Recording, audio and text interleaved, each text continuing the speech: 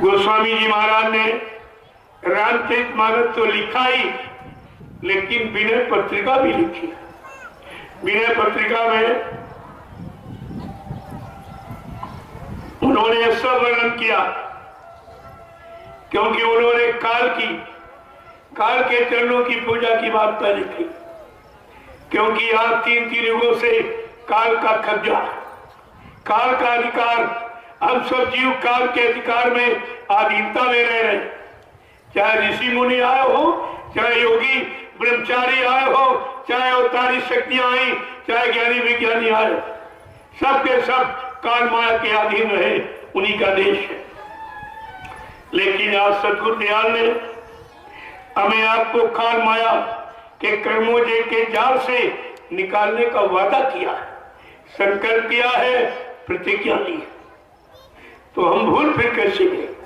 जो हमारा इतना बड़ा काम करने आए, जो काम किसी ने किया नहीं, कर पाया नहीं, किसी के बाद युक्ति नामदान ये नाम जगाने की थी नहीं, तो सब कैसे अजीब विचार ही पड़े।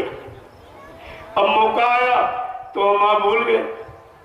जैसे उदाहरण के लिए एक सूरदास जी को एक लंबे हार में बंद कर दिया, तो पहले दिन में लोग बातचीत करते रहे, चुपचाप बैठा सुनता। जब रात को सब लोग चले गए, अब उसको चिंता हुई। उसने सोचा कि ये हाल है तो दरवाजा जरूर होगा। दरवाजा की तलाश में वो दीवार पकड़कर चलने लगा। जब दरवाजे के पास पहुंचा तो खुजली आ गई सर, तो सर खुजलाने लगा और दीवार छोड़ दी, चलना बंद किया नहीं तो दरवाजा निकल गया। ऐसे जितनी बार दरवाजे के पास आया, उतनी बार उसके सिर में खुजली लगी, दरवाजा छूट गया। रवियो समझो इशारा।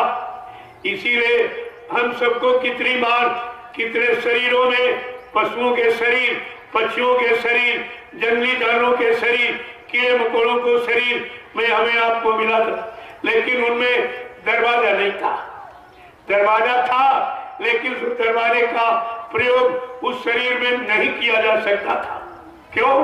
कोई शरीर एक तत्व का, कोई दो तत्व का, कोई तीन तत्व का, कोई चार तत्व का, लेकिन ये मानव शरीर पांचों तत्वों से परिपूर्ण है। क्षितिज पावक गगन समीरा पंच तत्व रचित शरीरा, जल पृथ्वी अग्नि वायु आकाश, इन पांच मसालों को मिलाकर विचित्र कारीगरी से परमात्मा ने इस मनुष्य मंदिर को अपने हाथ से बनाया और इसी मनुष्य मंदिर में अपनी चेतन मूर्ति जीवात्मा को बैठा दी। ये है सच्चा मंदिर। ये भगवान का बनाया और ईंट पत्थर वाला इंसान का बनाया।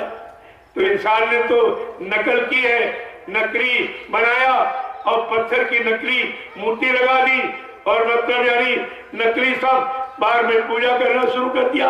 लेकिन वहां पर कोई देवता देवा मिले नहीं, कभी नहीं मिले। कोई पुजारी बता दे कि हमको 20 बरस 25 बरस पूजा करते हो गया, कोई देवी देवता मिले, कोई भगवान खुदा गाड उनको मिला या सच्चा गुरु मिला उनको? ये तो आपको सोचना चाहिए। तो मैं आपसे यही बताना चाहता हूं कि भगवान अपने बनाने वाले मंदिर में रहेगा कि तुम्हारे ईंट पत्थर वाले में रहे? अगर कभी आया होता, रहा होता और रहता होता तो जरूर मिला होता किसी, तो किसी को मिला नहीं।